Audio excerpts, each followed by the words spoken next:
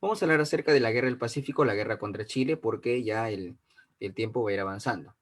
Muy bien, entonces sobre la Guerra del Pacífico o la guerra contra Chile, tenemos que recordar que es un conflicto que se desarrolla entre Perú y Chile, esto motivado por intereses económicos. Todas las guerras del mundo son motivadas por intereses económicos. Y en este caso, vamos a ver, por ejemplo, la adquisición del salitre. La salitre es un producto que va a ser ambicionado por los grandes imperios del mundo, principalmente Inglaterra. Entonces vamos a entender que es una guerra económica, una guerra donde participa el Perú contra el Estado chileno, producto de una materia prima que es el salitre. A esta guerra también se le llama por el historiador peruano Jorge Basadre como la guerra del guano y el salitre. Ahora, para entender el tema de la guerra vamos a ver lo siguiente. La guerra contra Chile se inicia el 5 de abril de 1879 y finaliza el 20 de octubre de 1883. El 5 de abril Chile nos declara la guerra. 20 de octubre está firmándose el Tratado de Ancón, que pone fin a este conflicto militar. Ahora, para entender la guerra vamos a ver quiénes son los protagonistas. Entre los protagonistas tenemos al Estado peruano, tenemos al Estado boliviano. Hay que recordar que entre Perú y Bolivia se había desarrollado una alianza, habían hecho un tratado, el Estado peruano y el Estado boliviano. Este tratado era un tratado de mutua defensa. Por si un tercer país atacaba a uno de los dos, ellos tendrían que estar unidos.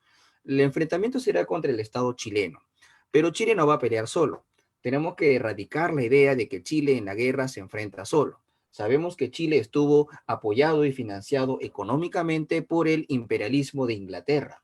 Fue el imperialismo de Inglaterra, aquella potencia europea, que va a financiar a Chile. Le va a dar durante casi 10 años antes de la guerra todo el dinero suficiente para poder armarse. Es así que Chile va a adquirir grandes embarcaciones, las embarcaciones más modernas de la época, el Orcócrane, el Blanco Encalada, el Bernardo O'Higgins, el Chacabuco, etcétera. Entonces, en este conflicto tenemos al Perú, a Bolivia, contra Chile, que está financiado por el capitalismo de Inglaterra. Ahora, para entender el conflicto militar, vamos a ver cómo definimos la guerra. La guerra es un conflicto bélico, Perú y Bolivia contra Chile, este último financiado por el capitalismo inglés. Acá vemos el territorio de Perú, Bolivia y Chile, los límites antes de la Guerra del Pacífico. El Perú tiene una provincia en el sur, la provincia de Tarapacá. El Estado peruano con el sur tenía un límite con Bolivia. No teníamos un límite sureño con Chile. Chile estaba más alejado en el sur. Entonces, estas fronteras y límites territoriales durante la guerra se van a ir modificando poco a poco. Ahora, hay que entender también cuál es el contexto, es decir, qué eventos pasaban en la historia universal cuando se desarrolla la Guerra del Pacífico.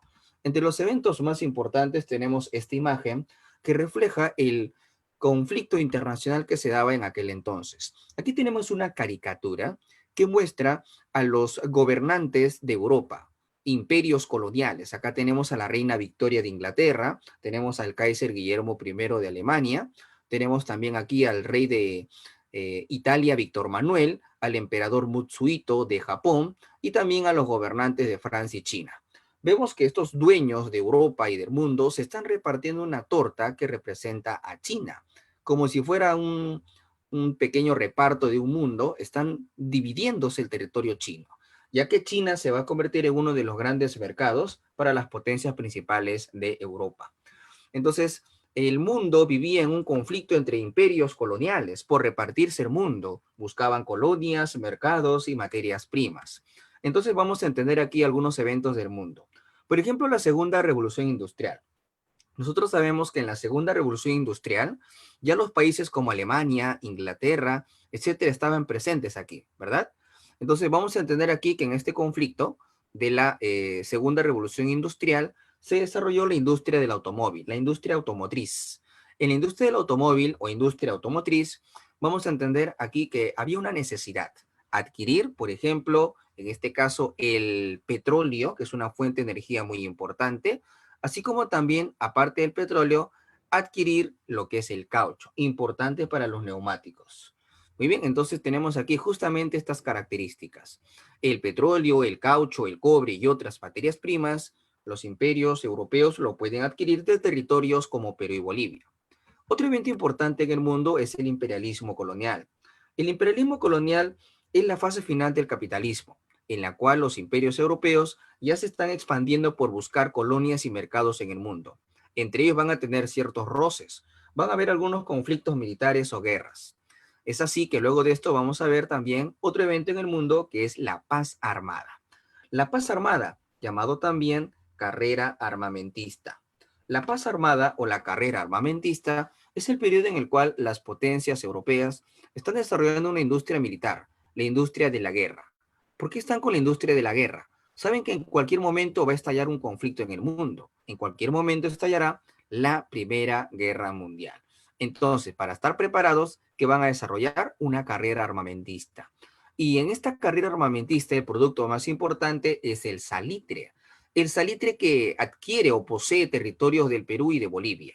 El salitre permite crear la pólvora, y la pólvora es importante para las guerras. De todos los imperios coloniales, el imperio inglés, gobernado por la reina Victoria, fue el imperio más rico y poderoso de aquel entonces.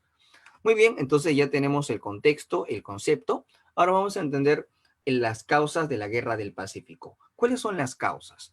El motivo principal de la guerra es justamente el salitre. El salitre, o que es un nitrato de potasio, es un abono, sirve como abono, va a reemplazar en muchas ocasiones al guano, pero también el salitre sirve para la creación de la pólvora, y la pólvora es importante para las guerras. Aquí tenemos el mapa del Perú, el mapa de Bolivia y el mapa de Chile antes del conflicto. En estos territorios tenemos salitre. Por ejemplo, Bolivia tiene salitre en la región de Antofagasta, el litoral, la región de la costa. En el caso del Perú, ellos presentan reservas de salitre en nuestra provincia del sur, que es la zona de Tarapacá. Ahora, eso es una causa. La causa importante también es la ambición que va a tener el imperialismo de Inglaterra por querer riquezas y materias primas. Vemos aquí una caricatura del imperio inglés, representado por un pulpo que se está apoderando de lugares del mundo como Egipto, la India, Canadá, etcétera. Es decir, los tentáculos del imperio de Inglaterra buscaban expandirse y llegar a distintos lugares del mundo. Es otra característica de ellos. Ahora, aparte de esto, también vamos a ver otra causa. La primera causa, que es la ambición de Inglaterra, sería la causa inglesa. El Perú también tuvo que ver en la guerra. El Perú provocó el desarrollo de una guerra también. ¿Debido a qué? El salitre que teníamos nosotros en la región de Tarapacá era explotado por empresas inglesas. Pero en el Perú llegó al poder un presidente nacionalista, el primer presidente Manuel Pardo y Lavalle. Este presidente civil, que fue el primer presidente civil, decidió nacionalizar las empresas que eran de capital inglés. Nacionalización de las salitreras por el primer presidente civil, Manuel Pardo y Lavalle. ¿Esto qué cosa va a ocasionar? Va a provocar al capitalismo de Inglaterra. Pero Inglaterra no nos puede hacer una guerra para arrebatarnos el salitre. Inglaterra utilizará a Chile, que tiene una clase gobernante sólida y estable. Tiene una burguesía sólida. Es por eso que Inglaterra, aliado a los intereses del Estado chileno, que siempre buscó crecer, Chile siempre buscó expandirse, bajo una mentalidad, la llamada doctrina de Diego Portales. La doctrina Portales fue la ideología del Estado chileno para expandirse siempre hacia el norte.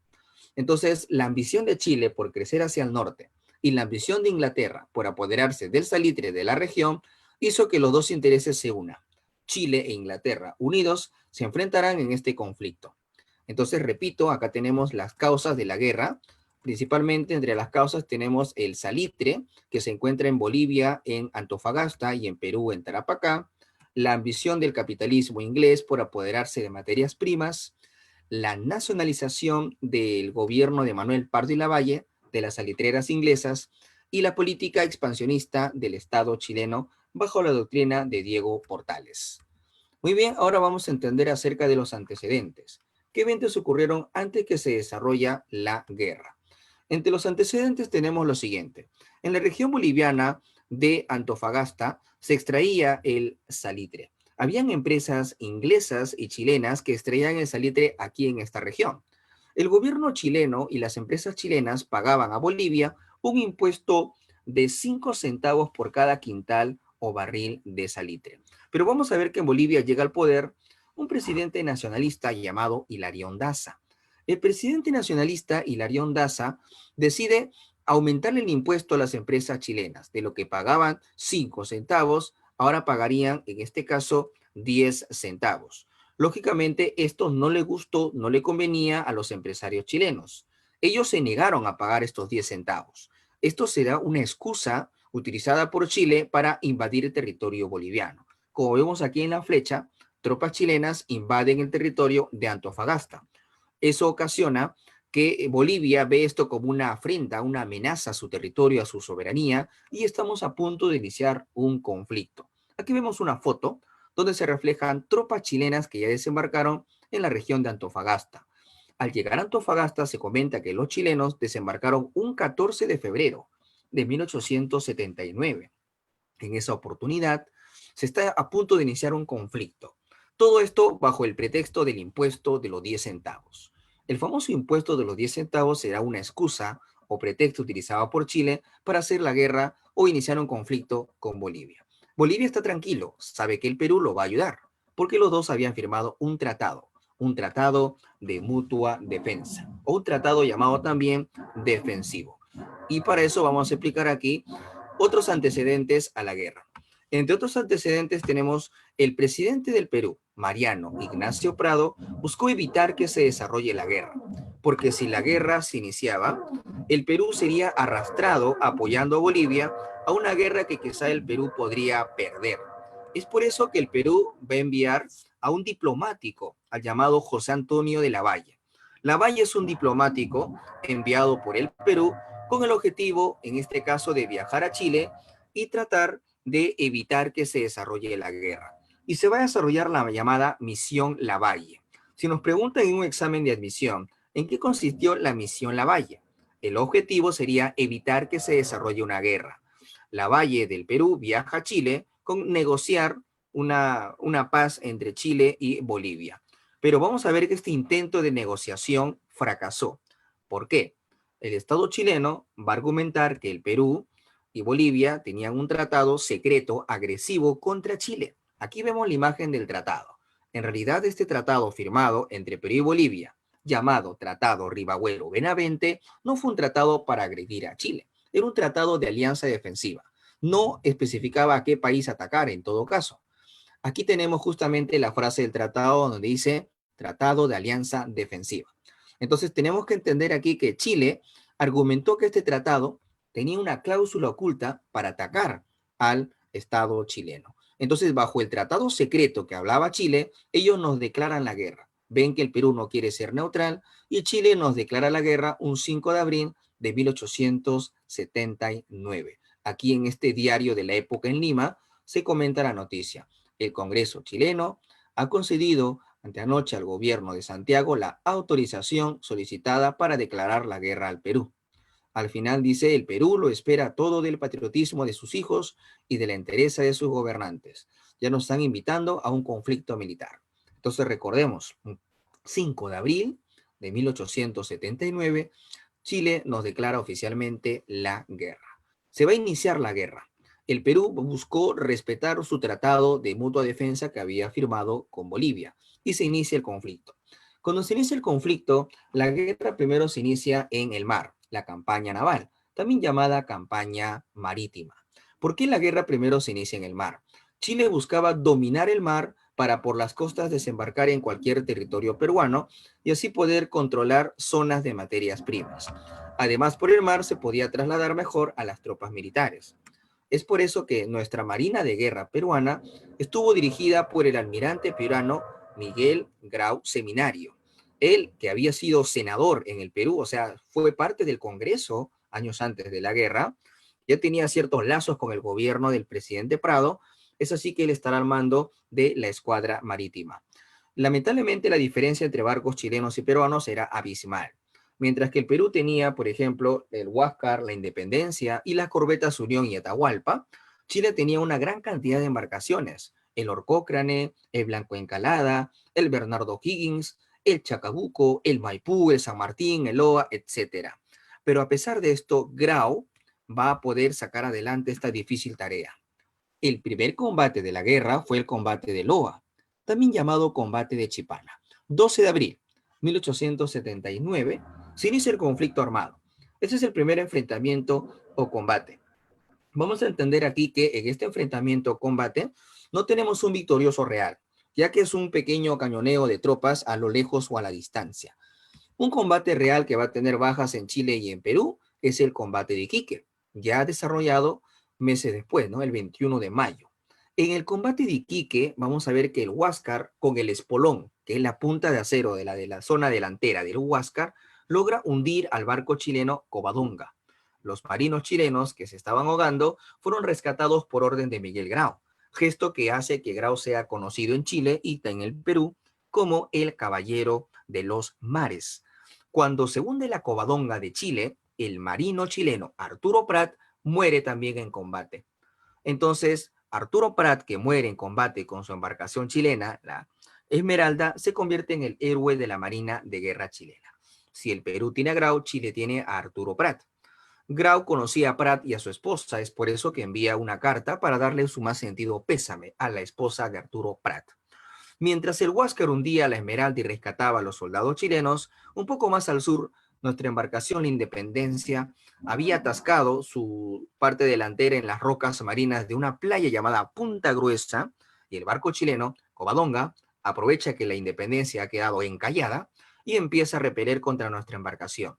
Nos atacan, los marinos peruanos trataron de salvar y rescatar su vida, pero fueron asesinados por los tripulantes del barco chileno La Covadonga.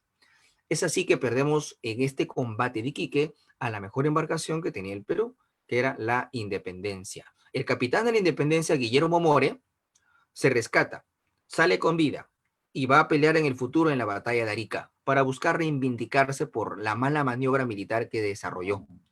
Luego de esto, vamos a ver que prácticamente el Perú solo tiene al Huáscar, pero el Huáscar aprovechó su pequeño tamaño y agilidad para irse a las costas chilenas y empezar a hacer desembarcos por distintos lugares.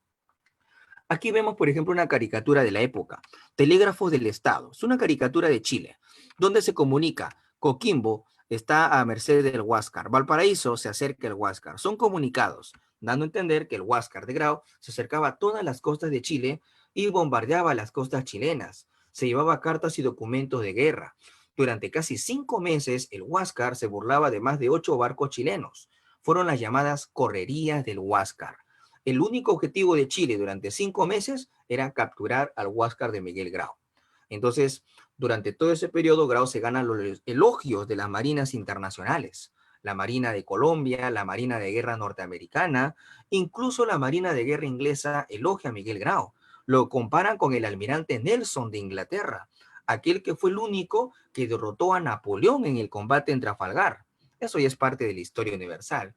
Pero tenemos que entender que Grau llegó a esta talla, a esos niveles, respetado. El Perú defendía todo su mar gracias a la imagen de Grau. Grau es considerado, pues, el protector del mar peruano. Por eso ya en los 80, durante el gobierno de Belaúnde Terry, se declara al mar peruano como el mar de Grau. Pero todo tiene su final, nada dura para siempre, y es por eso que todo finaliza en el combate de Angamos. Un 8 de octubre de 1879, Grau, que estaba al mando del Huáscar, se enfrenta contra las embarcaciones chilenas. El Huáscar ya había sido prácticamente acorralado por una gran cantidad de embarcaciones de Chile. Entre los barcos chilenos que habían acorralado al Grau se encontraban el Blanco Encalada, la Covadonga, el Matías Cousiño, mientras que el Grau estaba solo con el Huáscar y lo acompañaba la corbeta Unión. Grau decide que la corbeta Unión se retire y el Huáscar se enfrentará solo contra toda la escuadra chilena. Luego se acerca ante el combate el Cochrane, el O'Higgins, el Loa y otros barcos más de Chile. Es así que este 8 de octubre, alrededor de las 9:35 de la mañana, un cañonazo llega a la cabina de mando de Grau, muriendo en el acto Grau y Diego Ferré, los primeros héroes del combate de Angamos. Luego vamos a ver que otros marinos estarán al mando del Huáscar, y el último que queda al mando del Huáscar es Pedro Garezón. Él es el último que se queda al mando del Huáscar.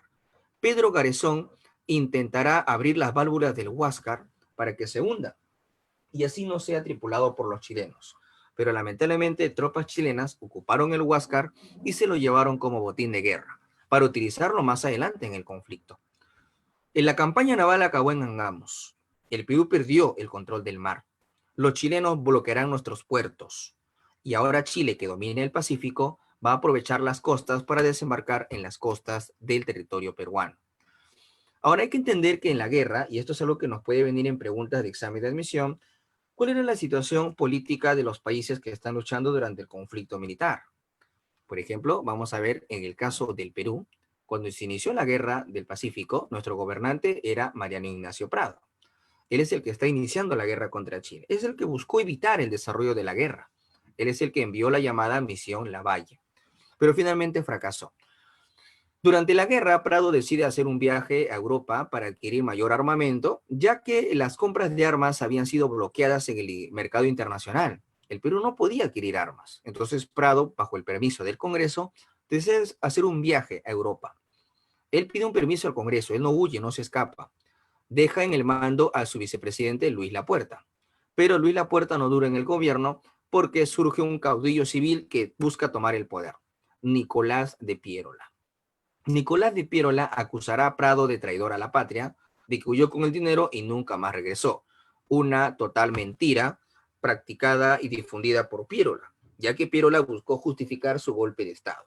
Hay que recordar que Piérola era amigo de los dueños del diario El Comercio. Es así que gracias a la difusión del Comercio se da la idea de que en la noticia Prado ha huido y si regresa pena de muerte por traición a la patria. En realidad, Piérola canceló la compra de armas que se estaba gestionando y ordenó que el dinero regrese al Perú, porque Piérola tendrá sus propios planes para la guerra. Es así que Prado no podía retornar, ya que se le había acusado de traición a la patria y se le aplicaba pena de muerte. Si Prado hubiera intentado huir, se hubiera llevado a su esposa, a sus hijos y a su familia, pero él viajó solo. Es más, su hijo de Mariano Ignacio Prado, que es el coronel Leoncio Prado, está presente en la guerra, peleando en la batalla de Huamachuco, junto con Cáceres. Entonces es una leyenda negra que se le inculcó a Mariano Ignacio Prado. Todo esto ya está difundido y explicado por muchos historiadores. Por ejemplo, Jorge Basadre, en el tomo 8 de su Historia de la República del Perú, ya nos explica de manera detallada cómo el Congreso le dio el permiso legal a Prado para que viaje. Y el monto de dinero que le dieron a él para que viaje no alcanzaba ni para comprar un bote. Solo le dieron gastos de viaje o viáticos. Pero bueno, es parte de cómo los medios de comunicación en el pasado se prestaban para dar leyendas negras de personajes. Aquí el verdadero responsable es Nicolás de Piérola.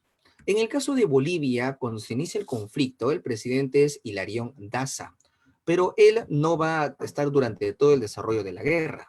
A él le dan un golpe de Estado. Durante la guerra, el nuevo gobernante boliviano, Narciso Campero, intentará dirigir el conflicto militar. Pero vamos a ver que esto no se va a llegar a concretar, ya que Bolivia no va a estar presente durante todos los años de la guerra. ¿Ok? Muy bien. Luego tenemos aquí el caso de Chile. En el caso chileno, por ejemplo, tenemos al presidente que inicia el conflicto, que es Aníbal Pinto. Con Aníbal Pinto se inicia el conflicto militar. Luego de que acaba el gobierno de Aníbal Pinto, se convocan elecciones democráticas en Chile y el nuevo presidente es Domingo Santa María. Aquí vemos una gran diferencia. Mientras que en el Perú y en Bolivia abunda el caos y la anarquía política, en Chile se manifiesta una estabilidad, una transición democrática estable. Esto obedece a que en Chile tenemos una presencia de una burguesía sólida, afianzada en el poder, que tiene un proyecto expansionista de mercado.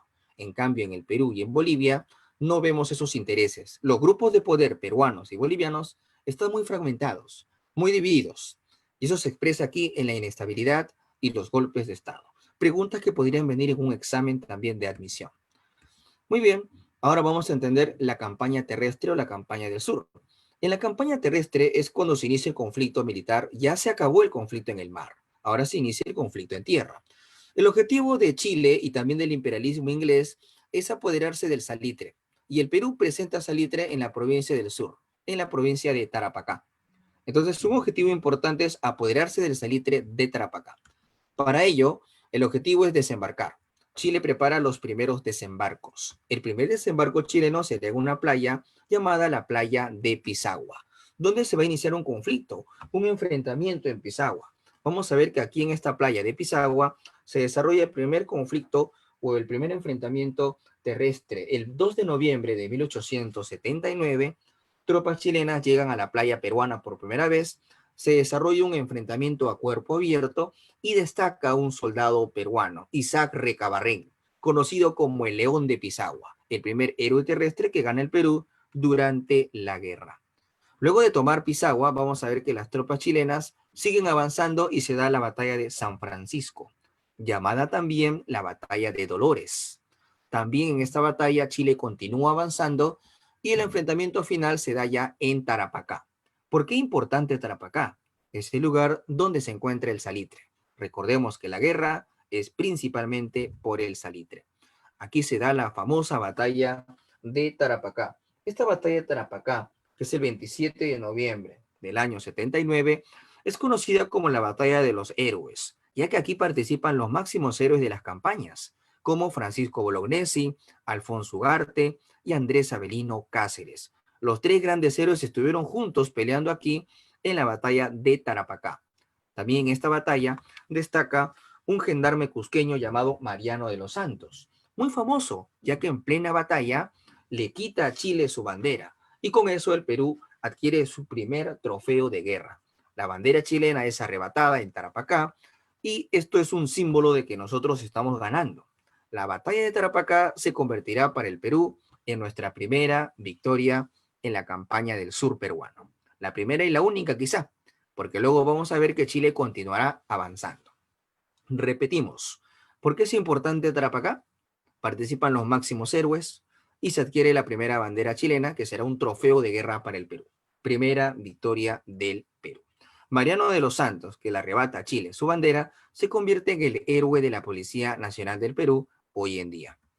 Luego de esto vamos a ver que el presidente Prado hace su viaje al extranjero y Nicolás de Piérola da golpe de Estado, cancelando la compra de armas. Pero la guerra continúa, la campaña terrestre continúa.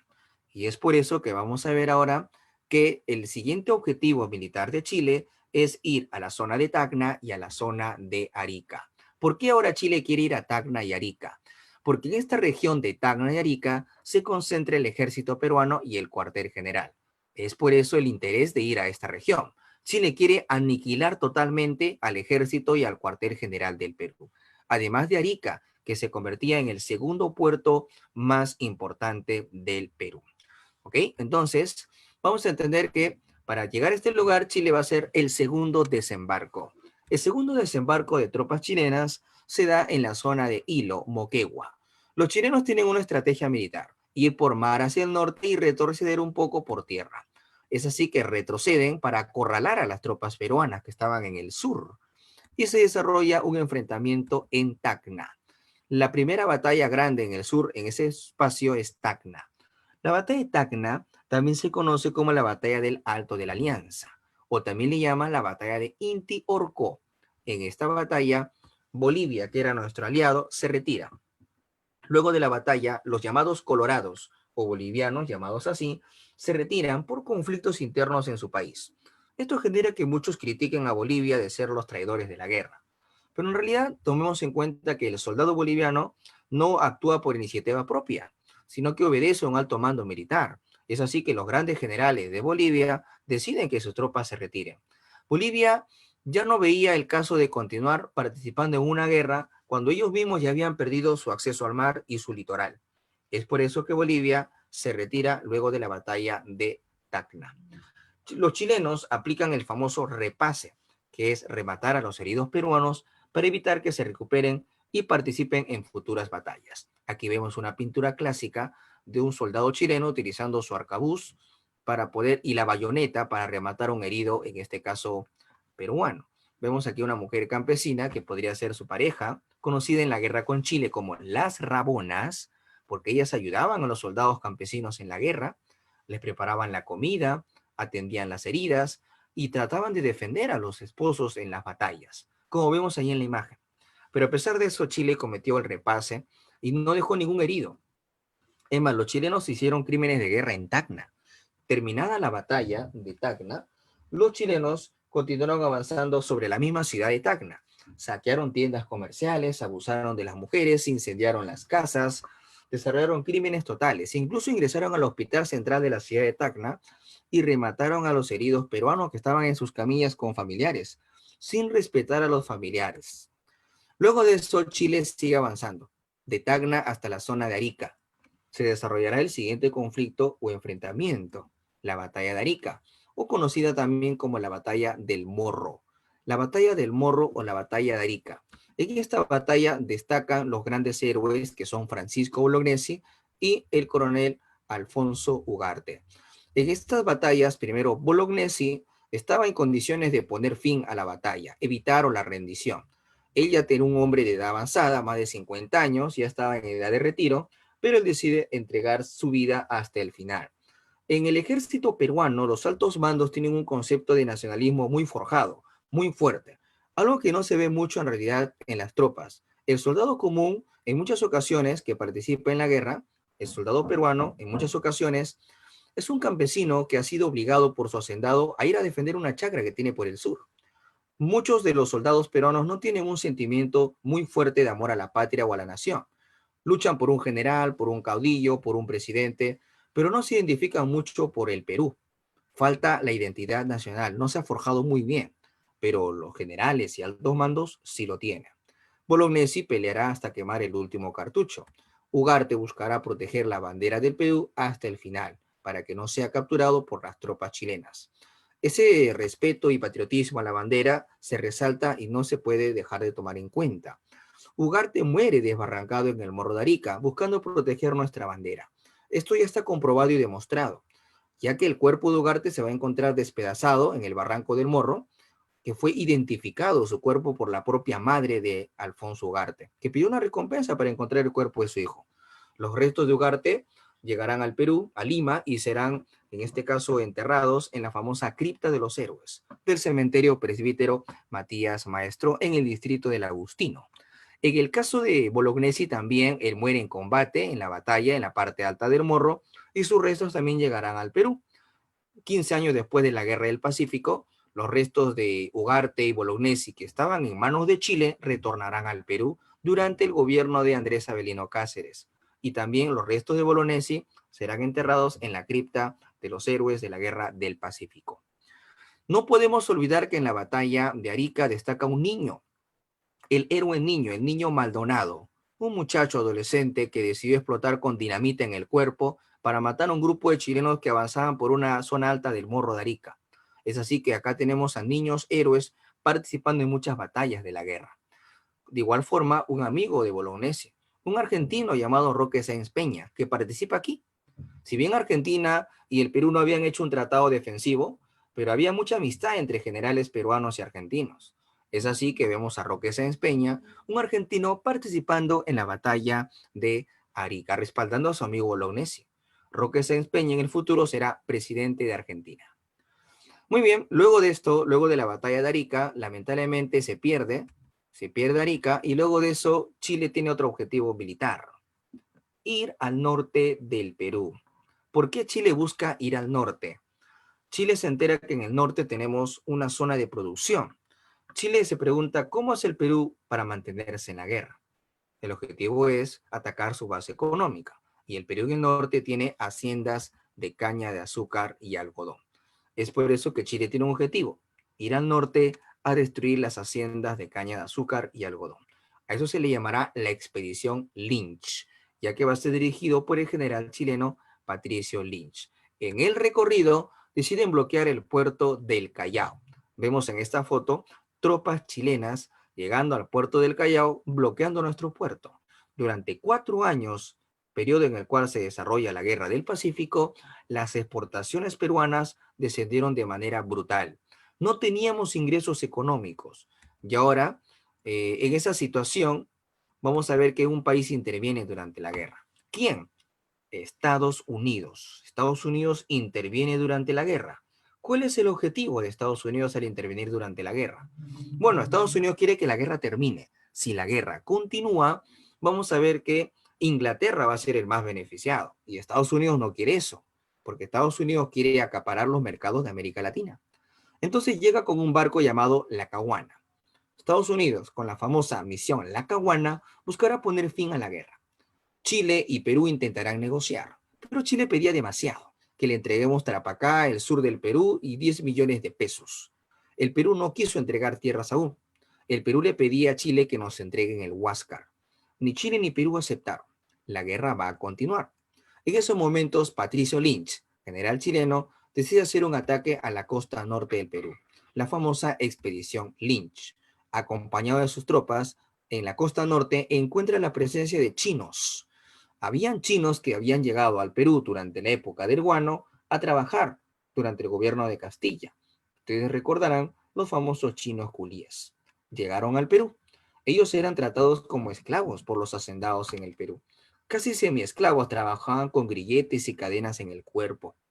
Pero a pesar de esto, los chinos, al ver a los chilenos que vienen por las costas, lo van a ver como si fueran sus libertadores, sus salvadores. Es por eso que durante la Guerra del Pacífico, los chinos culíes apoyaron a los chilenos. Pero no los apoyaron durante toda la guerra. Fue al inicio. Ya luego los chinos buscarán su independencia, crearán sus propios palenques, aldeas de chinos libres e independientes. Es así que en el norte los chilenos adquieren el apoyo de los chinos y se inicia un bombardeo. Los barcos que van a bombardear la costa norte del Perú no solo son barcos chilenos. Entre la escuadra chilena se encuentra el Huáscar, tripulado por chilenos, con una bandera chilena, y va a empezar a hacer ataques a la costa del Perú, bombardeos a la costa peruana. Aquí tenemos, por ejemplo, un mapa de la costa norte del Perú. Esta flecha azul indica la dirección que va a desarrollar Chile para atacar nuestra costa norte. Se dan cuenta que primero va hasta un punto extremo que es la zona de Piura. Se da primero un ataque en la zona de Piura, ¿verdad? Y luego del ataque que se desarrolla en la zona de Piura, vamos a ver que ocurre otro aspecto importante, ¿no? Vamos a ver, por ejemplo, que durante ese conflicto, los chilenos están empezando a cobrar cupos de guerra. ¿Qué significa esto de cobrar cupos de guerra? Lo que sucede es lo siguiente. Lo que busca Chile, en este caso, es aprovecharse de que los hacendados tienen mucho poder económico y los hacendados podrían dar alojamiento, en este caso dar víveres a las tropas chilenas y así poder mantenerse más. Es así que algunos hacendados, bajo el temor de evitar que sus haciendas sean destruidas, pagaban ciertos cupos de guerra a las tropas de Chile. Les daban alojamiento, les daban comida. No había alguien que defienda la costa norte. Es por eso que en esos momentos resalta la habilidad y el ingenio de pescadores y artesanos del Perú. Es así que mientras los chilenos estaban avanzando, luego llegan hasta la zona de Chiclayo, continúan bombardeando las haciendas del norte, vamos a ver que dos embarcaciones chilenas serán hundidas en la costa peruana. Por ejemplo, frente al castillo de Chancay, en Lima Norte, artesanos y pescadores dejaron dinamita cerca a botes, donde se encontraba la embarcación chilena Covadonga. Y la Covadonga se hunde al frente del castillo de Chancay. De igual forma, otra embarcación chilena, que es el Loa, se hunde también al frente del Callao. Dos barcos chilenos son hundidos en la costa peruana, por ingenio de pescadores y artesanos. Entonces, eso fue utilizado como un pretexto para que Patricio Lynch decida invadir nuestra costa norte. Atacaron Piura, atacaron Chiclayo, luego decidieron bombardear la zona de Chimbote y finalmente Trujillo, la playa de Huanchaco. Vamos a ver aquí que toda la costa norte, a pesar de que los hacendados pagaron los cupos de guerra para evitar ser atacados, de igual forma vamos a ver que las tropas chilenas bombardean todas estas haciendas. Muy bien, luego de esto, Chile tiene otro objetivo, atacar Lima, la capital. Se da la llamada campaña a Lima. Si Chile ya prepara la campaña a Lima, significa que Chile ya está a punto de acabar la guerra. Chile quiere ultimar, poner fin a este conflicto militar. Es así que en la campaña a Lima, los chilenos desembarcan en la Panamericana Sur, desembarcan en la costa, en la región de Lurín, por Pachacamac, y su objetivo es, desde la Panamericana Sur, desde la zona de Lurín, avanzar hasta el cercado de Lima. Ahí tenemos el cercado de Lima, el Palacio de Gobierno. El objetivo de Chile es ir desde la zona sur, por vía terrestre, hasta el Palacio de Gobierno. Tomar Palacio de Gobierno. Ahora, en esos momentos, en el Perú, nuestro presidente era Nicolás de Piérola. En Lima se encontraba Nicolás de Piérola. Piérola buscará defender Lima, la capital. El problema es que no tenemos soldados. Entonces Piérola convoca a las milicias urbanas, invita a la población limeña para poder defender la capital. Y es así que se van a enlistar de manera voluntaria abogados, ingenieros, médicos, profesores de historia del Perú, estudiantes de colegios, del Colegio Guadalupe de cuarto y quinto de secundaria, estudiantes de la Universidad San Marcos, algunos sacerdotes y monjas de conventos de Lima. Todos juntos buscarán defender la capital. Piérola había creado dos estrategias militares. las llamadas líneas de defensa o trincheras. Las líneas de defensa o trincheras eran surcos en la tierra o acueductos para poder evitar el avance chileno, donde habrá filas de soldados peruanos tratando de repeler el ataque de las tropas del sur.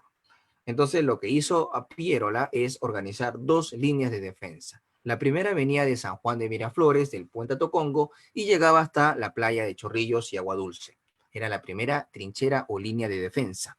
La segunda trinchera o línea de defensa venía desde el cercado de Lima hasta la zona de Barranco, Miraflores, la quebrada de Armendáriz, Larcomar. Estas dos líneas de defensa funcionaron como trincheras. Algo similar se utilizará en la Primera Guerra Mundial, las famosas trincheras. Pero el problema es que faltaban soldados. Por eso aquí destacan las milicias urbanas. Muy bien, entonces en esa situación Chile avanza de la Panamericana Sur de Lurín y se va a enfrentarse contra Cáceres, que estaba presente en esta primera línea de San Juan. En ese punto se desarrollará la primera batalla de Lima, la batalla de San Juan, un 13 de enero de 1881. En San Juan destacan Cáceres e Iglesias. Iglesias se encontraba en el Morro Solar. Desde el Morro Solar a cañonazos trató de evitar el avance chileno. Cáceres, en el punto más importante, se enfrenta contra Chile, pero Cáceres se da con la sorpresa. En pleno enfrentamiento faltan municiones. Los soldados peruanos no tienen cartuchos, no hay municiones. Los soldados tenían que esperar que su compañero al costado caiga en combate para recién tener algo de municiones y poder seguir combatiendo. Era bastante lamentable la situación en aquella época.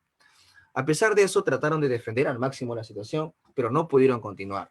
Luego de eso, los chilenos cruzan la primera línea de defensa, que es la línea de San Juan y la batalla de San Juan. Cáceres se retira, retrocede, y los chilenos ocupan Chorrillos y Barranco. Y vamos a ver aquí una imagen de la destrucción de Chorrillos. Chorrillos será totalmente destruido por las tropas chilenas. Los chilenos van a comer aquí crímenes de guerra, van a incendiar casas, tiendas comerciales, van a hacer violaciones a las mujeres, no respetaron ni siquiera la compañía de bomberos. Había bomberos italianos que eran neutrales en una guerra, pero los chilenos asesinaron a bomberos italianos que estaban en Chorrillos. Entonces, a pesar de esto, los chilenos ebrios, porque celebraron esta victoria de la batalla de San Juan, ebrios los chilenos, no podían ni ponerse de pie, no podían ni pararse los chilenos. Cáceres aprovecha y le dice a Pirola que le dé órdenes para convocar un batallón y atacar a Chile, que no pueden pelear. Pero Pirola le responde a Cáceres y le dice: Cáceres, yo tengo mis propios planes para la guerra. Cáceres, molesto, enervado, se retira a la Sierra Central. Pirola, al parecer, ha dado oportunidad a Chile para recuperarse después de festejar el saqueo de Chorrillos. Lo que pasa es que Pirola tiene amigos chilenos, tiene empresarios, tiene lazos comerciales en Chile. Luego, ¿qué sucede? Luego de eso vamos a ver que las tropas chilenas avanzan a la segunda línea de defensa, donde se da la batalla de Miraflores, la última batalla de Lima. Miraflores, un 15 de enero de 1881. En esta batalla destacan nada más y nada menos que los hijos de Francisco Bolognesi. Si bien Bolognesi había muerto ya en Arica, pero él tuvo hijos que pelearon aquí, ¿no? Entonces vamos a ver que sus hijos, Fernando, por ejemplo, participan aquí en la batalla de Miraflores. Muchachos de 18 y 20 años están presentes aquí. En esta batalla de Miraflores también destaca un niño llamado Manuel Bonilla, un niño héroe que se va a convertir en el principal personaje de la defensa de la batalla de Miraflores. Por eso en el distrito de Miraflores hay un parque donde está su estatua del niño Manuel Bonilla, un muchacho, un niño adolescente que se enfrenta contra Chile y cae en combate. En honor a él, se hará en Miraflores el famoso Coliseo Manuel Bonilla. Es en honor a él. Muy bien, entonces luego de esto vamos a ver aquí una situación bastante complicada.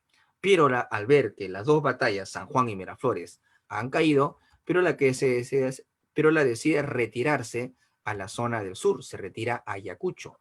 Los chilenos aprovechan y avanzan sobre el cercado de Lima. Avanzan, Lima está a punto de caer. En esa situación, ¿qué sucede? La ocupación chilena en la capital. Vemos aquí una foto del famoso archivo Curriet, que es un archivo que tiene bastantes fotos, más de 2000 fotos de la ocupación chilena en Lima. En estas fotos se observa tropas chilenas desfilando por el Jirón de la Unión, con su bandera chilena cantando su himno nacional. Los chilenos van a desfilar por el cercado de Lima. La poca población limeña que quedaba eran mujeres, eran ancianos y niños, que se escondieron en sus casas, sellaron sus puertas y ventanas, bajo el temor de que Chile haga crímenes de guerra como los había hecho en Chorrillos, en Barranco y en Tacna.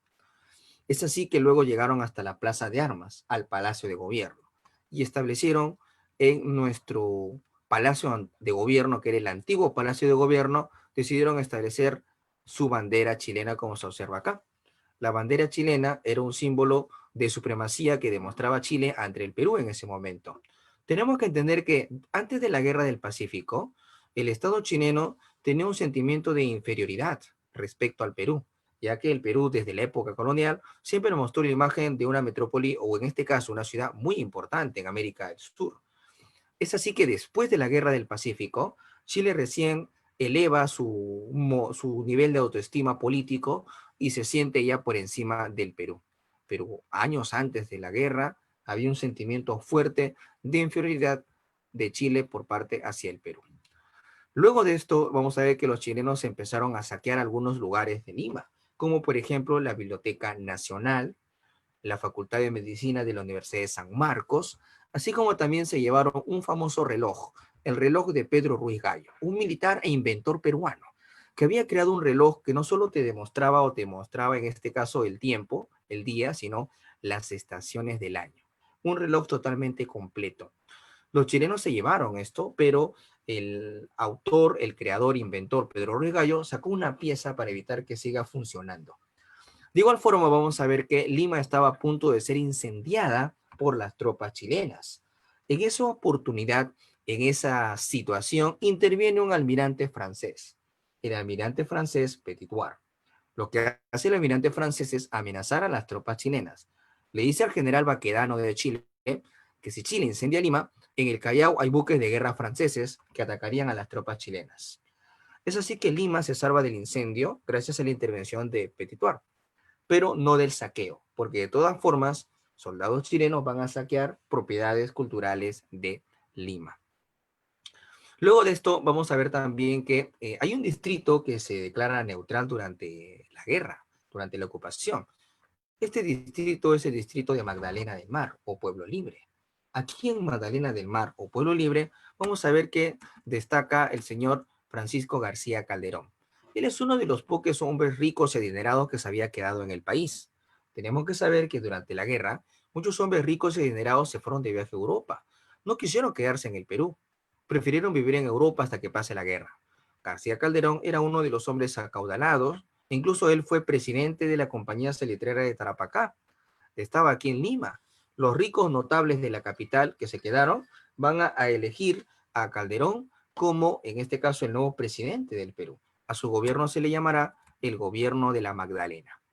Chile intentará negociar con él el fin de la guerra.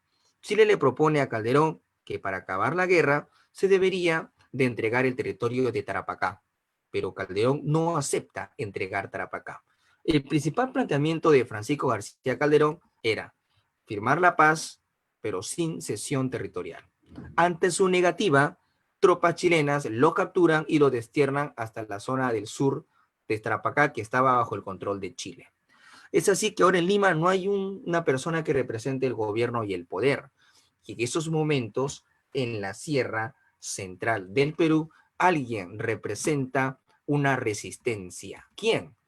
Andrés Avelino Cáceres.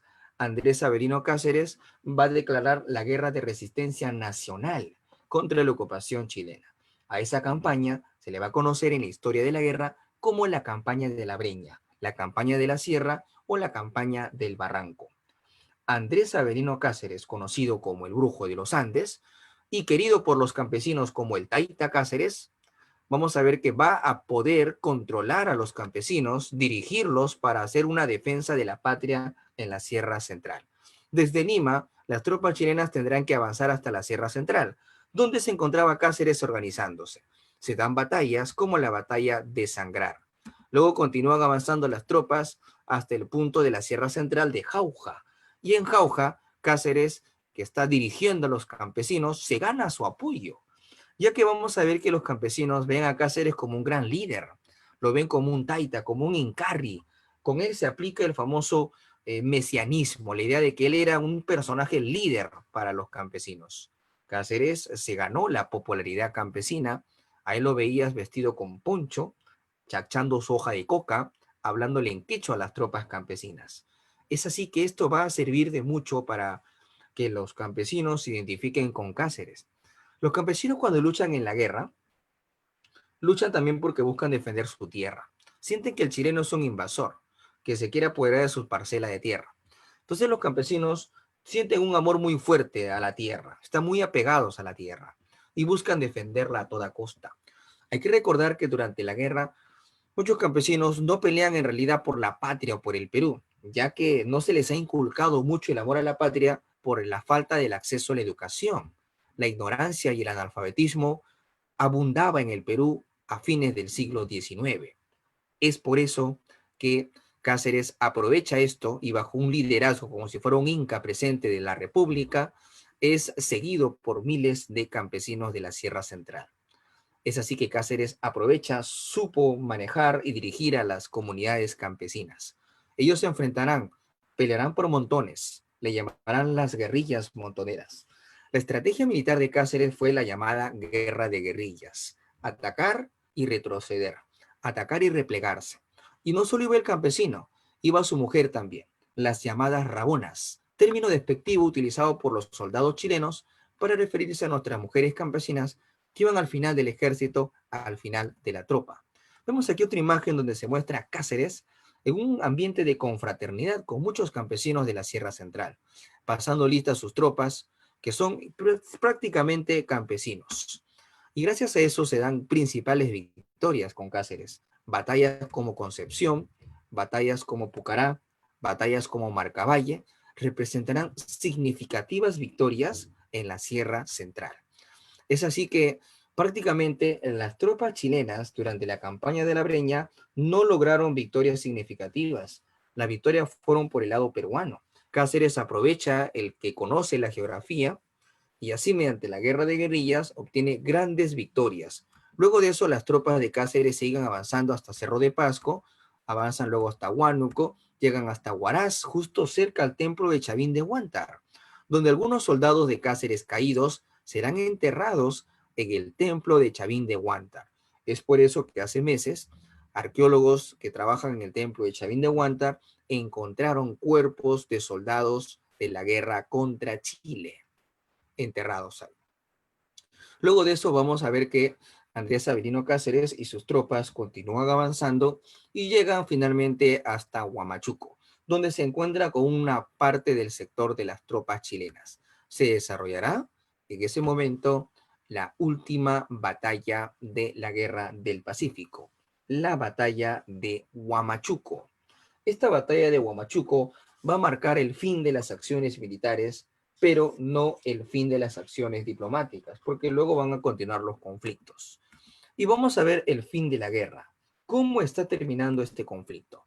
En el norte, por la región de Cajamarca, otro general llamado Miguel Iglesias también se enfrentaba contra las tropas chilenas. Vamos a ver que Iglesias había tenido algunas victorias contra Chile, por ejemplo, en la batalla de San Pablo. Pero a pesar de eso, Iglesias ve a Cáceres y a sus campesinos como una amenaza para los hacendados. Muchos hacendados del Perú del Norte veían en Cáceres y sus montoneras una amenaza, ya que los campesinos no solo peleaban contra Chile, sino que los campesinos de Cáceres empezaron a luchar también contra los hacendados del norte del Perú, con el objetivo de plantear una reforma agraria y recuperar algunas tierras. Es así que ante el temor de las montoneras de Cáceres y un posible desborde popular, porque Cáceres en ocasiones no podía controlarlos, es que Iglesias decide hacer el famoso manifiesto o grito de Montán. El manifiesto Grito de Montán es una rendición de los hacendados del norte. Buscan que la guerra termine. Es así que Chile entiende que Iglesias, a nombre del norte del Perú, está buscando poner fin a la guerra. Pero Cáceres se niega a aceptar este fin de la guerra, esta rendición. Por eso Cáceres continuará peleando. Entonces vamos a ver que se da la última batalla de toda la guerra. Esa última batalla será la batalla de Huamachuco. En esta batalla de Huamachuco, como siempre Cáceres estaba dirigiendo a sus tropas y buscaba tener victorias militares, como siempre las había logrado. pero durante la batalla aparecen algunas tropas de Iglesias y ayudan a que Cáceres se confunda con sus soldados y no puedan desarrollar una victoria. En esta batalla de Huamachuco, que se da el 10 de julio del año 1883, destaca el coronel Leoncio Prado, hijo del presidente Mariano Ignacio Prado, conocido como el Pradito.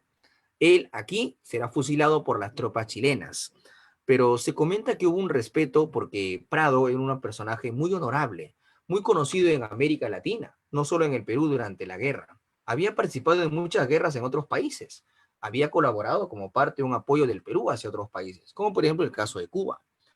Entonces Chile conocía muy bien a este coronel Leoncio Prado y en el momento de fusilamiento surge cierta duda si lo fusilarían o no, o lo convertirían o lo mantendrían como un rehén o prisionero de guerra.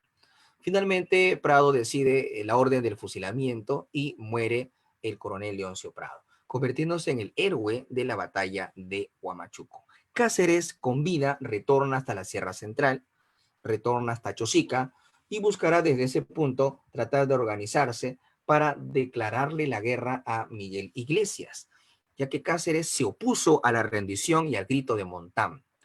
Pero Iglesias, que hizo la rendición o grito de Montán, con el apoyo de sus familiares, se proclama como el nuevo jefe de Estado.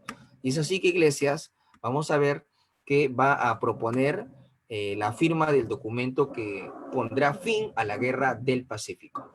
Es así que vamos a ver aquí, por ejemplo, el mapa del Perú antes de la guerra, donde veíamos que el Perú en el sur controlaba Tarapacá, Arica y tenía como límite a Bolivia. Bolivia que tenía una salida directa al mar, todo un litoral, y Chile pues se encontraba un poco más al sur. Pero ya durante la guerra, para finalizar el enfrentamiento, se firma el Tratado de Ancón. Al firmarse el Tratado de Ancón, la situación política y territorial se va a modificar. Aquí tenemos, por ejemplo, los nuevos límites de Perú, de Bolivia y de Chile. Por ejemplo, vemos el caso de Chile. Chile se expandió por el norte, le arrebató a Bolivia su salida o territorio al mar, al Pacífico. Chile continuó expandiéndose hacia el norte y se apoderó de la región de Tarapacá. Y la región de Tacna y Arica va a estar en el limbo político, es decir, durante aproximadamente 10 años, según el Tratado de Ancón, Tacna y Arica estaría en manos de Chile. Luego de ese plazo, el Estado chileno tendría que hacer un plebiscito o consulta popular sobre los habitantes de Tacna y Arica. Consulta o plebiscito que Chile finalmente no desarrolló, argumentando que el Perú estaba en condiciones económicas críticas y no tendría que pagarle a Chile, ¿no? Porque el Perú tendría que pagarle a Chile una cantidad de 10 millones de pesos si es que se ganaba el plebiscito al Perú. De igual forma, el Perú tenía que entregarle a Chile 1 millón de toneladas de guano. Entonces, si nos preguntan a nosotros, cuando finaliza la guerra en el Tratado de Ancón, ¿qué territorio pierde el Perú definitivamente? Y la respuesta sería la provincia de Tarapacá. ¿Qué territorio perdemos según el tratado por solo 10 años? La respuesta sería las provincias de Tacna y de Arica. Muy bien, y con esto finaliza la guerra. ¿Cuáles son las consecuencias para el Perú? Después de la guerra, los que asumirán el poder son los militares que quedaron con vida, iniciando un periodo político llamado el segundo militarismo, llamado también la reconstrucción nacional. Ahora, el Perú va a perder los territorios del sur, va a haber una fuerte crisis económica en el país, va a haber una fuerte desmoralización de las tropas peruanas durante la guerra también. Y otra pregunta clave, ¿por qué se perdió la guerra? ¿Cuál sería la causa por la cual se pierde la guerra? Y la causa más importante sería por la falta de unidad, la falta de identidad, la falta de patriotismo. Esto genera que se ponga fin a esta guerra y que no la podamos ganar. Ahora, para poder complementar esta información de la guerra, vamos a mostrar aquí algunas imágenes que tienen que ver justamente con la guerra. Tenemos aquí, por ejemplo, en la imagen los grandes héroes del Huáscar, los que combaten en la campaña marítima. Tenemos a la cabeza a Miguel Grau, tenemos a personajes también como Juan Fanning, que va a crear la guarnición de la Marina y va a luchar en Miraflores. Tenemos a Guillermo Mori, que fue el capitán de la Independencia. Y tenemos a muchos otros héroes de la Marina de Guerra. Pero tenemos que entender que la Marina de Guerra no todos fueron pues personas que procedían de la élite. Tenemos muchos otros cargos importantes y personajes. Tenemos aquí, por ejemplo, en la guerra contra Chile, una foto de los sobrevivientes del Huáscar. El último sobreviviente del Huáscar, uno de los últimos lo vemos aquí, el famoso Grumete Medina. El Grumete Medina es muy famoso no solo por haber estado en el combate de Angamos en el Huáscar, sino también por tener una ascendencia afroperuana. Él es un afroperuano. Con esto se rompen paradigmas de la creencia de que en la Marina de Guerra solo tenemos gente procedente de apellido de la élite. Durante los años de la guerra tenemos afrodescendientes combatiendo en el Huáscar junto con Grau. Héroes afrodescendientes, héroes afroperuanos, ¿no? Eso es algo que debemos de resaltar y tomar en cuenta. Tenemos aquí un submarino. El Perú durante la guerra tenía un submarino, el submarino Toro. Nunca se llegó a utilizar. Chile, al enterarse de que el Perú estaba a punto de usar un submarino que recién estaba en periodo de prueba, ante el temor de que los chilenos capturen a nuestro submarino para poder utilizarlo, porque recién se iba a probar, decidieron hundir el submarino peruano en las costas del Pacífico. El submarino llamado Toro. Aquí tenemos a los hijos de Francisco Bolognesi que defendieron en las batallas de San Juan y de Miraflores, que ya le habíamos explicado a ustedes anteriormente. Así como también tenemos aquí una foto de una novia limeña. Las novias limeñas, después de la Guerra del Pacífico, se casaban vestidas de color negro. Vemos aquí bastante curioso esta imagen. Según ellas, estaban de luto porque Lima ha caído ante Chile durante la guerra. Y también vemos aquí una estatua del coronel Leoncio Prado. Pero esta estatua no está en el Perú. Esta estatua se encuentra en Cuba. ¿Por qué? Lo que pasa es que Leoncio Prado participó ayudando en la independencia cubana. En honor a eso, en Cuba se le rinde un homenaje y respeto al coronel Leoncio Prado. Muy bien, y tenemos aquí los restos de Miguel Grau, que retornaron al Perú casi 10 años después de la guerra. Chile los envía durante el gobierno de Cáceres y retornan los restos, los cuerpos de Grau y también de Bolognesi. Los cuerpos de Grau y Bolognesi retornan al Perú y se hará una misa fúnebre para rendirle homenaje a nuestros máximos héroes de la Guerra del Pacífico.